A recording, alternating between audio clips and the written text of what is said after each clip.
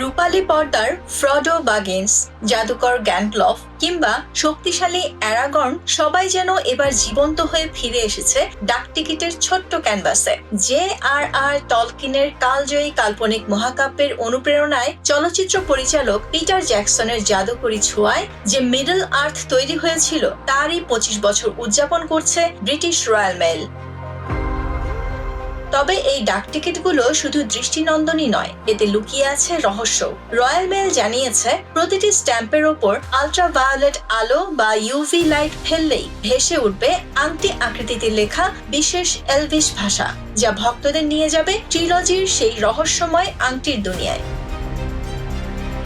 এই বিশেষ সংগ্রহে ফ্রডোর প্রিয় বন্ধু স্যামওয়াইজ গ্যামজি, ম্যারি এবং পিপিনদের যেমন দেখা যাবে, তেমনি দেখা মিলবে সিনেমার সেই দারুণ সব স্থানগুলো। হবিটদের সাজানো গোছানো গ্রাম দ্য শায়ার থেকে শুরু করে ভয়ঙ্কর ধ্বংস পাহাড় মাউন্ট ডুম সবই উঠে এসেছে এই ছোট্ট ডাকটিকিটগুলোতে।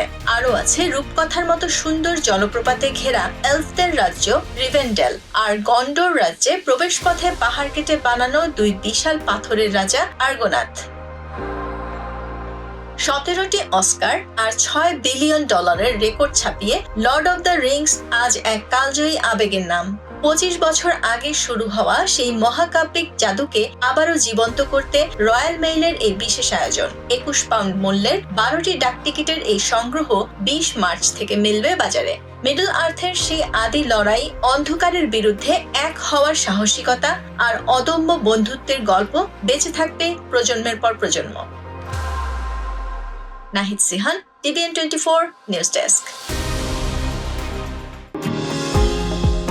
নিউ ইয়র্ক থেকে সম্প্রচারিত TVN24 টেলিভিশন বিশ্বজুড়ে বাঙালির কণ্ঠস্বর।